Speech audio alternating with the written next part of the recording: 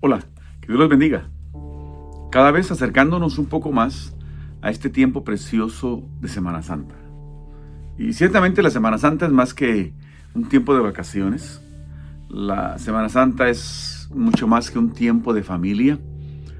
La Semana Santa es mucho más que eso. La Semana Santa es un tiempo en donde nosotros como cristianos recordamos, celebramos y agradecemos a nuestro Señor por su sacrificio en la cruz del Calvario. Por eso yo quisiera compartir con ustedes hoy uno de los momentos más difíciles de Jesús, aunque el momento más difícil de Jesús fue anterior a este. Hoy vamos a hablar un poco acerca del arresto de Jesús. En Mateo 26, versículo 47. Ahora, el pasaje anterior a ese es el pasaje en donde el Señor está orando en el Getsemaní, en donde abre su corazón a su Padre Celestial, pero también abre su corazón a sus discípulos y les manifiesta el terrible y profundo dolor que hay en su corazón. Ahora, ese tiempo ya pasó, ya oró, el Señor confirmó su voluntad y el Señor afirmó su respaldo en todo lo que estaba haciendo. Entonces, Jesús ahora se dispone a enfrentar a sus enemigos, a enfrentar a aquellos que lo perseguían, a enfrentar aquello que era necesario que él enfrentara para que todos nosotros hoy fuéramos salvos.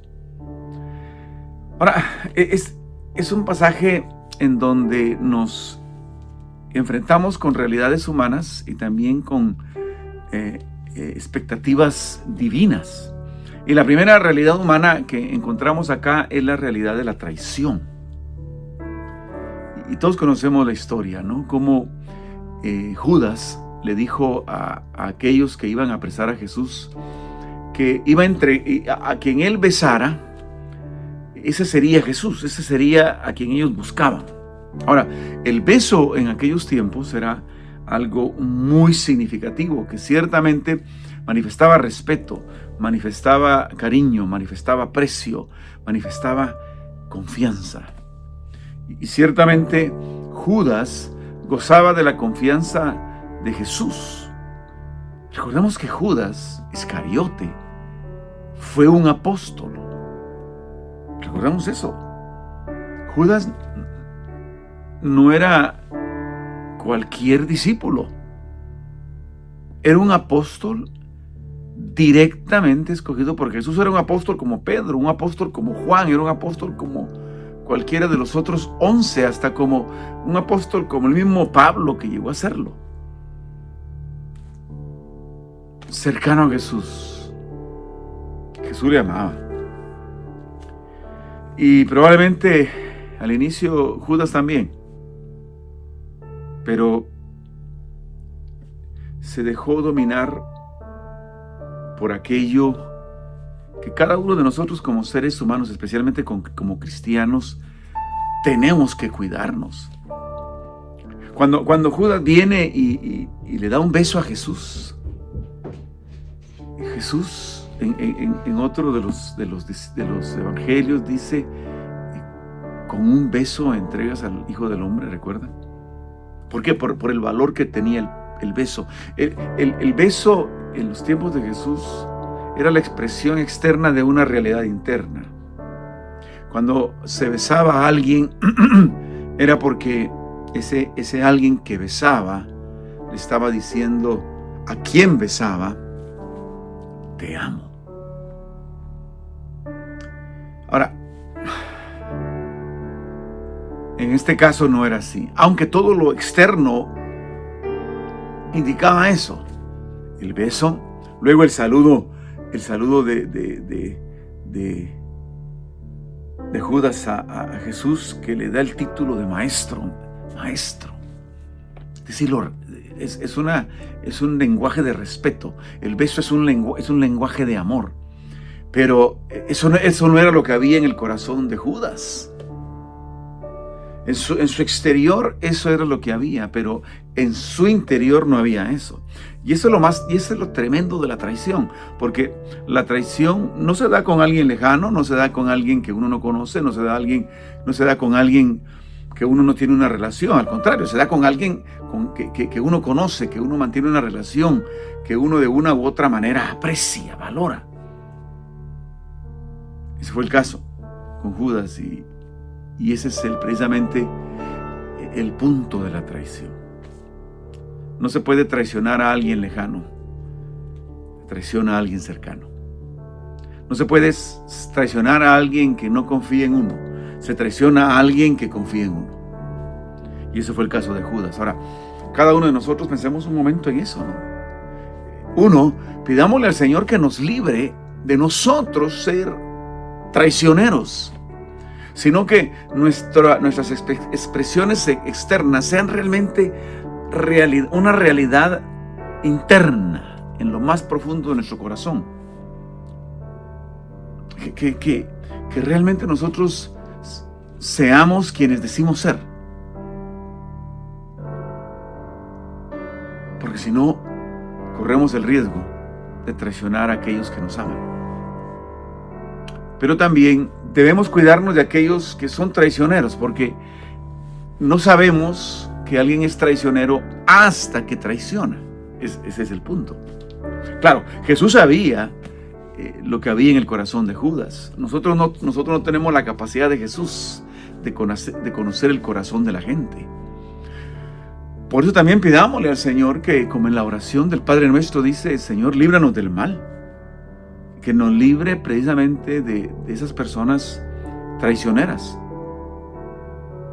que nos libre de nosotros traicionar y que nos libre de las personas traicioneras, que nos dé sabiduría, que nos dé entendimiento, que nos dé también fuerza cuando de una u otra manera, por más que tratemos, seamos traicionados. Que Dios nos ayude, que Dios te ayude. Yo no sé cuál es la dinámica que tú estás viviendo en este tiempo, pero cualquiera que ella fuese, que Dios te ayude, a navegar esas aguas de la traición. Entonces, Judas traiciona a Jesús. Luego, en una reacción muy natural de Pedro, saca su espada cuando los soldados tratan de arrestar a Jesús, y con su espada le quita la oreja a uno de los guardas, a un siervo del sumo sacerdote, el principal siervo del sumo sacerdote, a Malco, quien le quita la oreja. Y Jesús le dice: Pedro, no me has entendido, porque el que por la espada vive, por esa espada misma morirá. Jesús le dijo: yo vine a amar, yo no vine a dar muerte, yo vine a dar vida. Algunas veces traicionamos a Jesús, cuidémonos de eso. Algunas veces no entendemos a Jesús, y nuestra intención puede ser muy buena para con Jesús, para con nuestro prójimo, pero tenemos que entender realmente la manera en que el Señor quiere que actuemos, y la manera que el Señor quiere que actuemos es con amor. El lenguaje de Jesús es el amor, el lenguaje de Jesús es la verdad, el lenguaje de Jesús es la misericordia, el lenguaje de Jesús es la gracia. Pues que nosotros también entendamos eso y lo practiquemos en nuestra vida. Nuevamente, no sé en qué situación estás pasando, pero entiende a Jesús, comprende a Jesús, imita a Jesús, siga a Jesús en amor, en misericordia, en compasión, en gracia, en perdón. Jesús lo hizo así, y en su misericordia dice que tomó la oreja de Malco y se la puso de nuevo, y Malco fue sanado. La historia no termina de manera fácil, sino que termina en que todos sus discípulos, los apóstoles, le abandonaron. Pidámosle al Señor que nos ayude en medio de cualquier circunstancia que estemos atravesando, ya sea que nosotros estemos provocando o estén provocando en nosotros. Que Dios nos ayude a no abandonar a Jesús. No abandonemos a Jesús. Jesús es fiel, pero Él también espera que nosotros seamos fieles. Los únicos 11 que de alguna manera el Señor sabía que lo iban a abandonar y luego iban a retornar a Él, fueron estos 11 discípulos, sus apóstoles. Pero ellos eran los únicos. De ahí el resto, que el Señor nos ayude a no abandonarles, ¿sí? A abandonar a Jesús. Y si abandonamos a Jesús, Que Dios nos dé la gracia, como fue en el caso también de los apóstoles, de volver a Jesús. Y Jesús está aquí. Jesús está aquí esperándote.